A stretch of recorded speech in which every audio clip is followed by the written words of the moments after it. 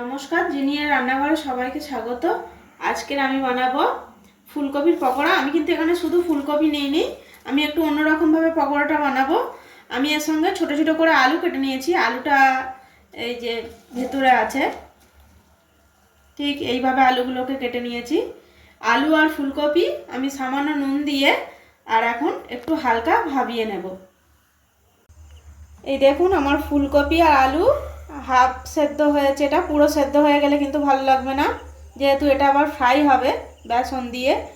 ওই জন্য আমি এরকমভাবে ফুলকপিগুলো আর আলুগুলোকে সেদ্ধ করে নিয়েছি। আর এখানে কেটে রেখেছি, বেশ আমরা ঝাল খেতে ভালোবাসি বলে বেশ অনেকটাই কাঁচা লঙ্কা কুচি নিয়েছি আর দুটো বড় টমেটো কুচিয়ে রেখেছি। এখন এর মধ্যে এগুলো দিয়ে দেব।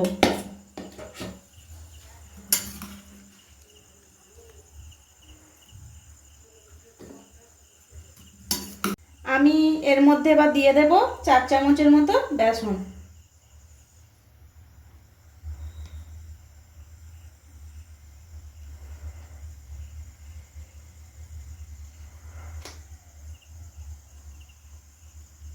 আর এটা যাতে খুব মুচমুচে ক্রিস্পি হয়, এর জন্য আমি দিয়ে দিচ্ছি 1 চামচের মতো চালের গুঁড়ো। আর দিয়ে দেব আমি বেকিং পাউডার, এটা পরিমাণ মতো দিচ্ছি।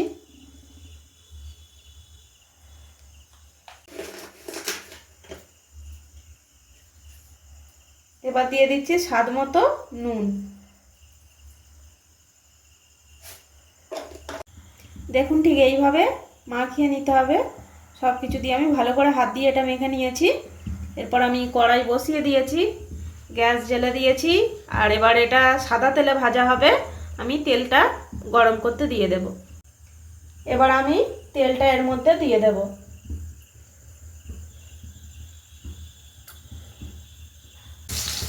দেখুন, এক পাটটা কিন্তু আমি সুন্দর করে লাল লাল ভাজা হয়ে গেছে, অপর পাটটা আমি উল্টে দিয়েছি। এবার এদিকটা একটু লাল লাল করে ভাজা হয়ে গেলে আমি আস্তে আস্তে এগুলোকে তুলে নেব। এইভাবে আমি সবগুলোকে ভেজে নেব। আমার ফুলকপির পকোড়া একদম রেডি। দেখুন কত সুন্দর হয়েছে, খুব মরমরে হয়েছে কিন্তু এটা। এই দেখুন, এই রেসিপিটা যদি আপনাদের ভালো লেগে থাকে, জিনিয়া রান্নাঘর চ্যানেলটিকে সাবস্ক্রাইব করে দেবেন। আর ভিডিওটি প্রচুর প্রচুর শেয়ার করবেন আর লাইক করবেন। আর এই প্লেটটা রেডি করেছি আমার মেয়ের জন্য। এটা কিন্তু সস দিয়েও খেতে খুব ভালো লাগে। আমরা কিন্তু খাবো মুড়ি আর গরম গরম ফুলকপির পকোড়া, দারুণ জমে যাবে। ধন্যবাদ।